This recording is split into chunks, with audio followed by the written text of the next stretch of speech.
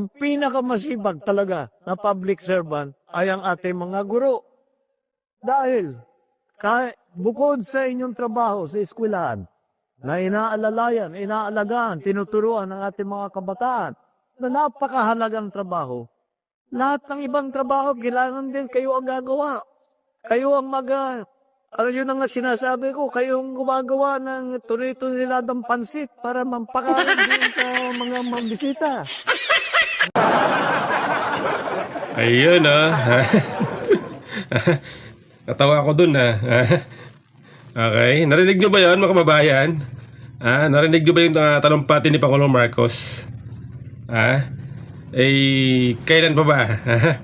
Kailan pa ba naging factory worker ang mga guro?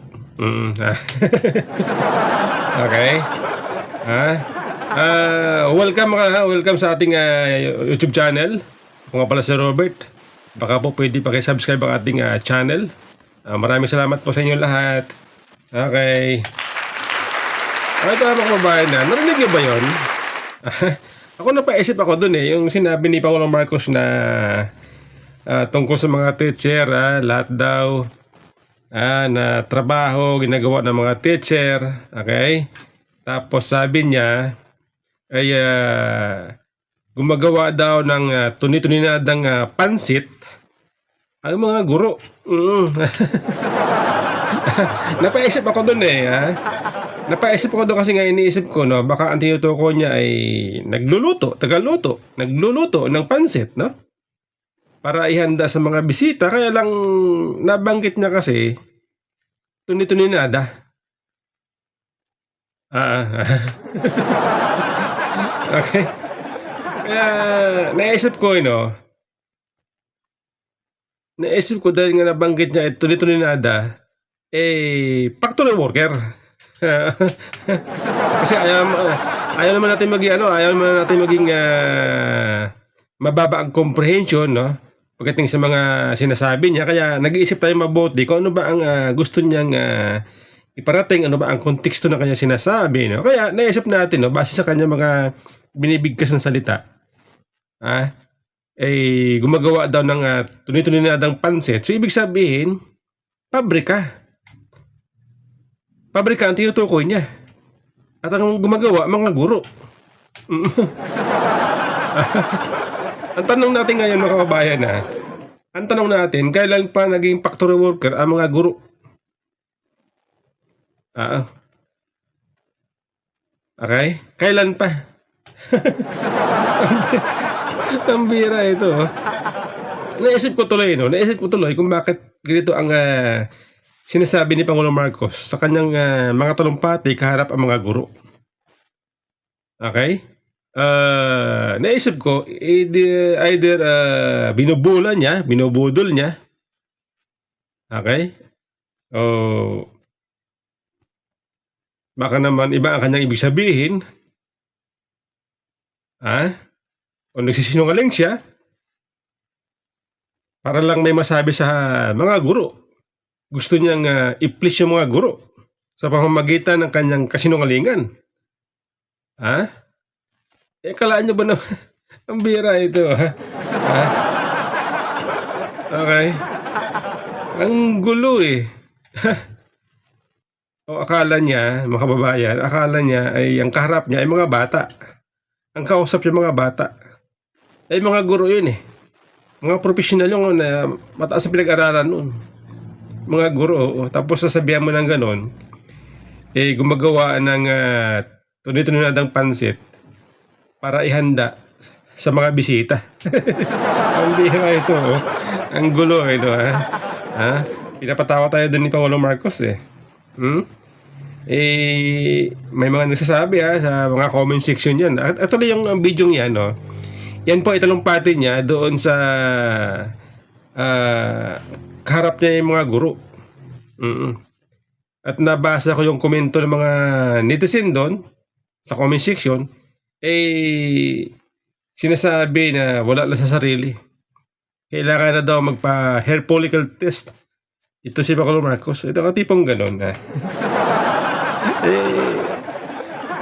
sino ba naman ang hindi mag-iisip ng ganong klaseng pananalita na mula sa ating Pangulo. Okay. Ito, mga kababayan na, meron kasing balita na lumabas, no? Sa Billionaire News Channel, no? At maging mismo sa Google. Sinibak daw ang isang opisyal ng DOH matapos niyang isiwalat ang umano'y irregularidad sa pagbili ng mga mobile clinic. Ang detalye sa agenda report ni Pierre Pastor.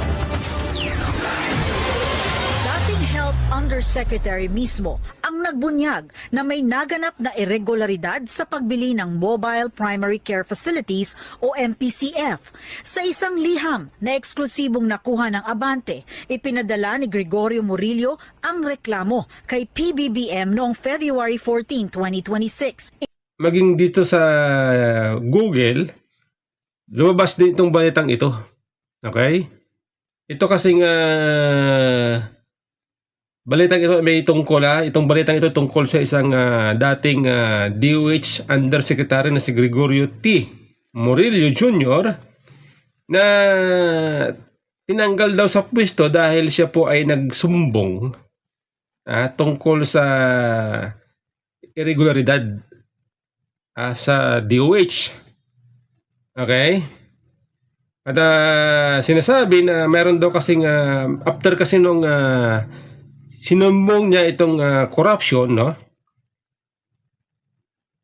Sa Malacanang, siya ay tinanggal. Base po dito. Ito, basahin natin na. Mula po ito sa report na sa Google, okay? Former DOH Undersecretary Gregorio T. Murillo Jr. reported being removed from his post in early 2026 after flagging corruption and irregularities in the 1.8 billion mobile primary care facilities program. 1.8 billion na irregularidad na nabisto niya doon sa programa o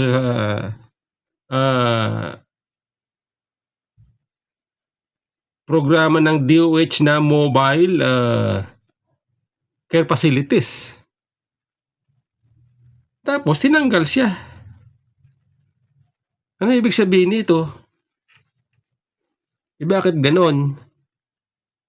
Bakit yung nagsusumbong, yung taong gustong ayusin ang problema, gustong pagandahin ang kanyang departamento, kaya siya nagsumbong, tapos siya pa tinanggal. Kakaiba, no? Kakaiba, no? Tayo pa yung napapaisip kung bakit ganun, eh. Bakit ganun ang gobyerno ngayon? Kung sino po yung may puso, may utak, malasakit na gustong ayusin ang gobyerno, pagandahin ang gobyerno, dahil sa kagustuhan niya maging maganda ang gobyerno, mapabuti ang serbisyo sa publiko, sinumbong niya sa Malacanang. Ang problema, tinanggal siya. Kakaiba. Bakit ganoon? Bakit kaya ganoon? Bakit ganoon ang pulisya ng Malacanang na kapag may tao nagsusumbong dahil sa may corruption, sila ay tinatanggal? Ibig ko ba sabihin nito ayaw ng Malacanang na maging maganda ang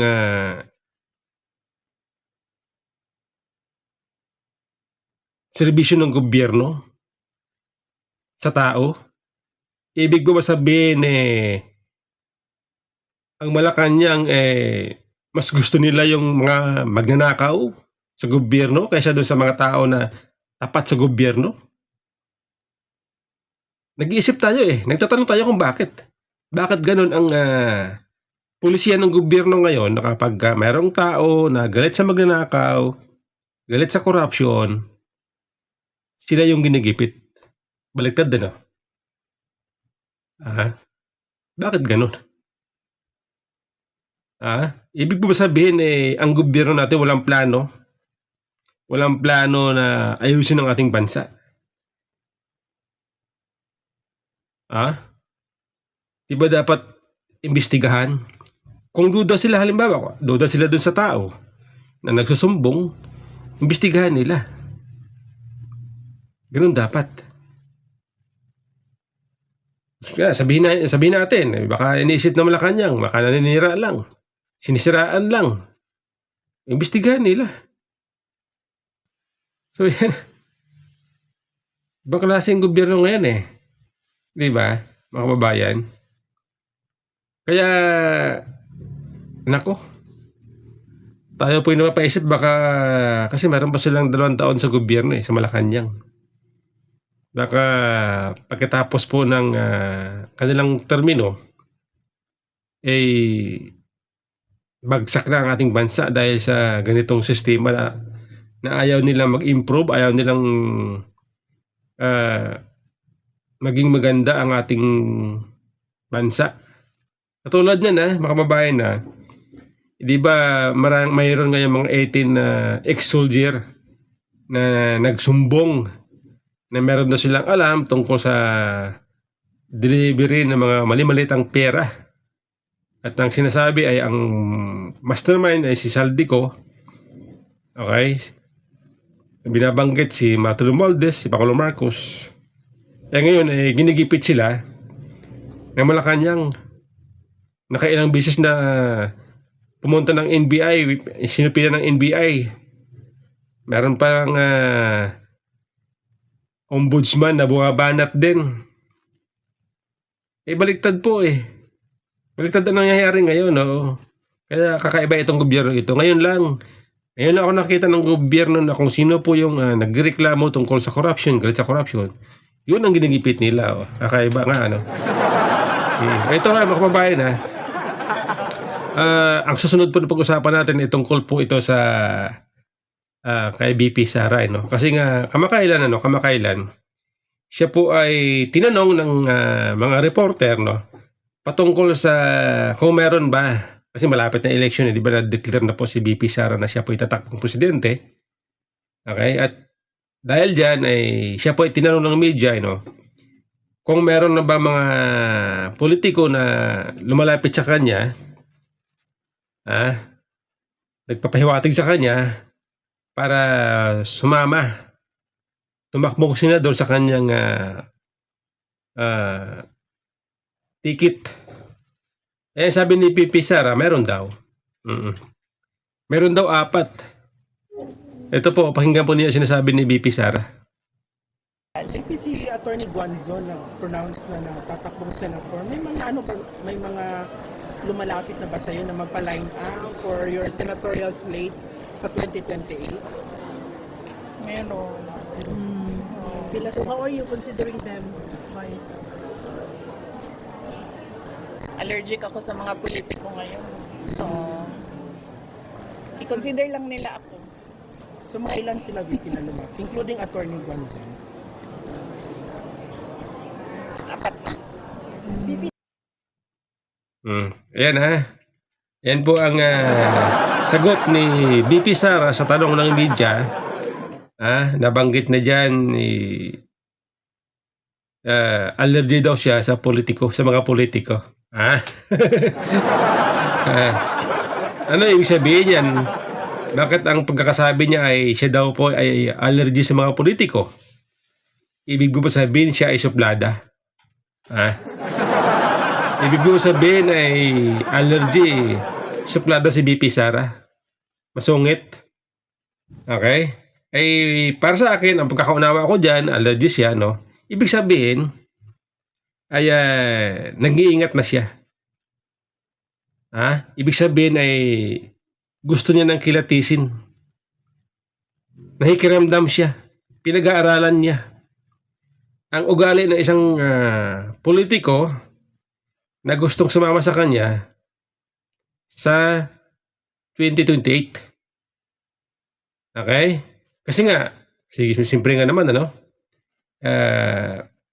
imposible naman na hindi pa natuto si BP Sara sa kanyang karanasan ngayon. Di ba, nung bago mag-eleksyon ng 2022, siya po ay kinulit. Kinulit ng magkapatid na Marcos para lang maging katandim, para manalo si Bongbong Marcos. Nung nanalo na, ito na. Katakot-takot na napalinira at ngayon ay gusto pa siyang i-impeach, gusto pa siyang matanggal sa pwesto. Dahil nakuha na ang gusto, nakuha na ang kailangan. Ito na ngayon ang ganti sa kanya. Ginamit lang siya na magkapatid na Marcos kasama si Martin Romualdez. Okay? Kaya yan po ngayon ang sagot ni BP Sara sa tanong ng media. Siya daw po ay allergy na sa mga politiko. Hindi po ibig sabihin niya na siya ay masungit. Pinag-aaralan niya kung sino ba ang politiko na karapat-dapat niyang tulungan, samahan, ikampanya. Okay? At na yung pagdating ng panahon na nanalo na siya, nanalo na yung politiko, hindi siya sisiraan. Hindi siya kakalabanin. Marami yan eh. Diba? Hindi lang yan, hindi lang, marami. Hindi lang si Bongbong Marcos. Maraming politiko na tinulungan ng mga Duterte na after na manalo, sinalbahin na sila. Kaya tama lang yan, madam, ma'am, BP Inday. Tama lang yan. O nabanggit dyan, isa pala si kabilang pala sa nabanggit ni BP Sara ay itong si Attorney Rowena Guanzon. Okay? Ay ako, duda ako, Duda ako sa katapatan nitong si Ma'am Rowena Guanzon, bagamat nakita natin ngayon kung paano siya makipagbardagulan sa mga tao na bumabatikos sa Vice President at sa mga Duterte. Kita natin paano makipaglaban o paano ipagtanggol ni Attorney Rowena Guanzon ang mga Duterte. Ngayon okay, kaya kay BP Inday na yan kung gusto niyang si Attorney Rowena Guanzon, okay lang. Pagka, halimbawa, tinanggap niya sa kanyang ticket, di suportahan natin. Okay? Suportahan natin. Kung sino man ang maging kasama ni BP Sara sa kanyang ticket ay suportahan natin. Pero isa sa mga taong gusto kong makasama, tulungan o i-endorse ni BP Sara ay si Attorney Ferdinand Topacio. Masabi natin na si Attorney Ferdinand Topacio po ay isang taong may paninindigan, matalino, magaling sa batas, matapang, At higit sa lahat ay ANC. Alam po ninyo pagka ANC, masasabi natin na may takot sa Diyos. Okay? May takot sa Diyos. Si Atty. Topacio, hindi po siya hipokrito. Kapag ayaw niya sa tao, sasabihin niya ayaw niya sa tao. Katulad nito, sabi ni Atty. Topacio, ayaw daw niya kay Atty. Rowena Guanzon. Hindi rin siya hipokrito at pinag-iingat siya ang mga kasama. By the way nga pala mga kababayan, ito si Atty. Topacio po ay membro na ng PDP. Siya po ay nasa PDP ngayon.